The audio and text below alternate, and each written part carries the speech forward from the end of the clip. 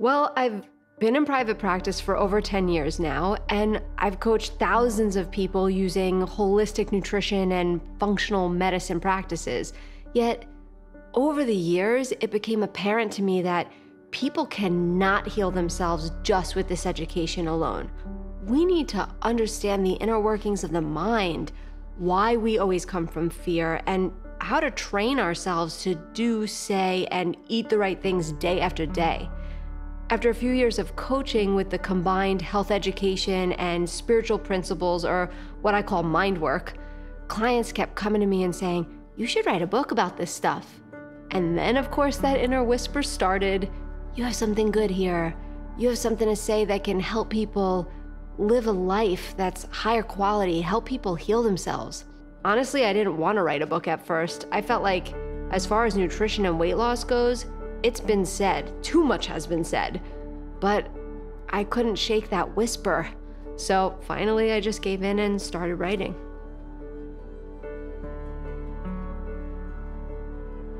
Our plate is a reflection of our inner state. Our food behaviors stem from our mind's stories and beliefs. If you don't change your inner narrative, you can't change your behavior long term. For me, I'm not impressed by short-term weight loss. I've done it a million times. I'm looking for a permanent change, and that can only happen from the inside out, from the mind down.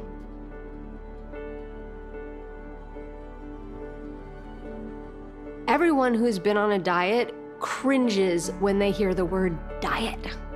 The truth is, everybody's on a diet. You might be on a crappy diet or a healthy diet, or maybe you're on an insane diet. Remember the grapefruit diet? But diet is just a word for how we eat. Besides the semantics of it all, most of us need to be on some sort of special diet. Low carb, gluten-free, dairy-free, blood sugar balancing.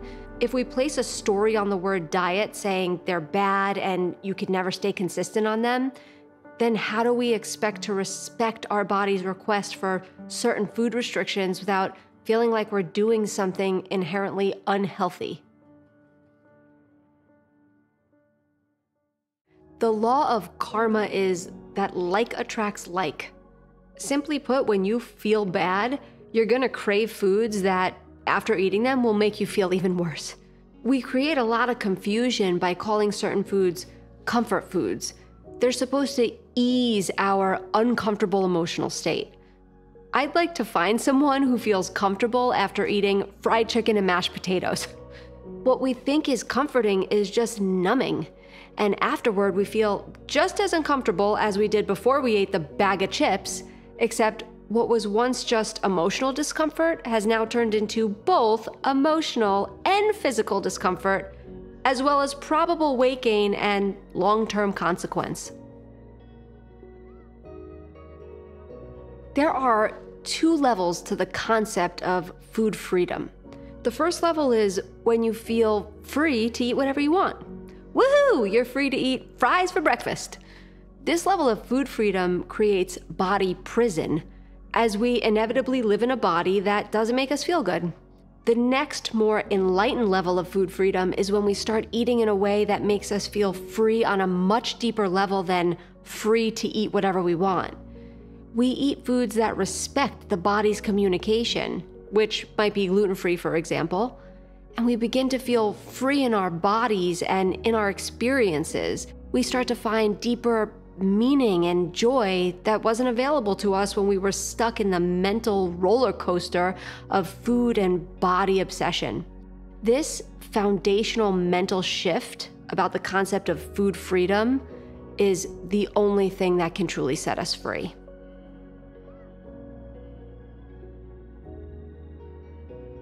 Discipline comes from a place of love.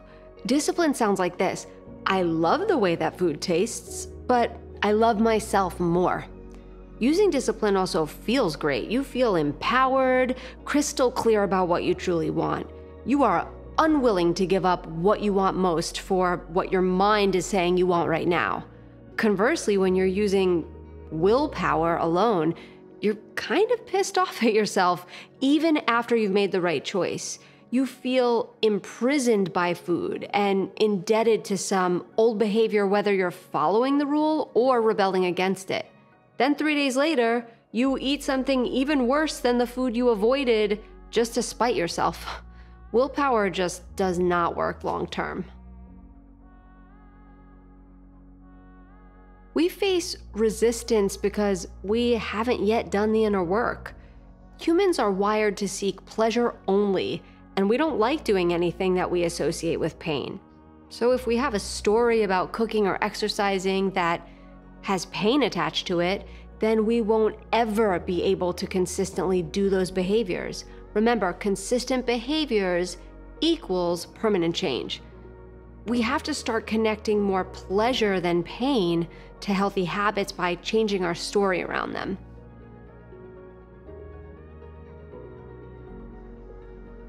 Knowing your why is about focusing on your outcome, not the process it takes to get there. An engaged woman wanting to fit into her wedding dress is a perfect example. She has a clear why, a clear outcome. She's focused. Her clarity helps her attach pleasure to the thing she needs to do in order to achieve her goal, and it makes her process that much easier. What happens the day after her wedding? Well, that all depends on whether or not she creates a new why.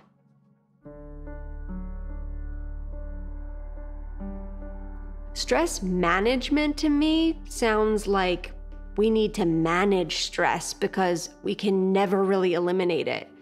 While some forms of stress can be useful, like a deadline that gets us fired up to do some good work, the type of stress I'm talking about, stress from fear, should not be managed, it should be eliminated. While I feel like this takes practice, I feel like it is possible to remove the type of stress that plagues us day to day. I haven't mastered this yet, but with patience and practice, I'm getting stronger and I'm able to eliminate stress rather than just manage it.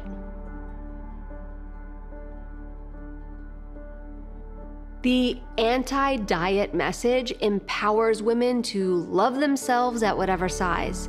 Self-love and acceptance is a fantastic message to spread.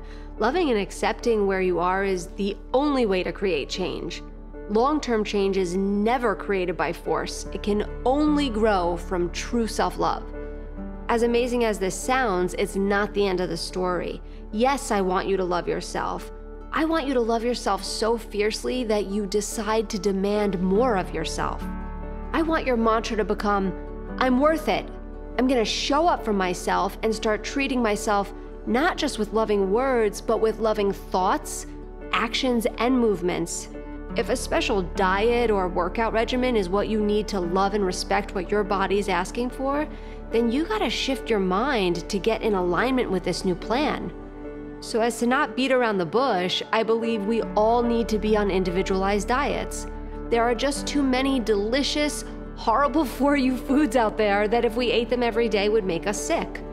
We need to set loving boundaries around food. Say the word rule to me and I already want to break it. Calling rules loving boundaries reminds me that I made these guidelines for myself out of an earnest desire to feel good. No one is forcing me to do anything. This is coming from a positive place within me. I know it's just a change in wording, but words carry a lot of power. I hope they'll take away tools that get them fired up to create permanent change. I hope they'll walk away with an understanding of why what they've been doing in the past wasn't working and how to fix it. Lastly, I hope that readers will gain a sense of self-compassion, forgiveness, and hopefulness when it comes to losing weight and becoming the healthiest versions of themselves.